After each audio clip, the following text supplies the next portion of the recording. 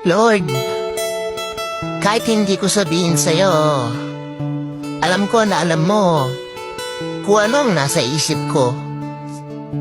At alam mo kung ano ang tunay na nararamdaman ko sa mga oras na to. Kaya pakiusap, tulungan mo ko malagpasan lahat ng pinagdadaanan ko.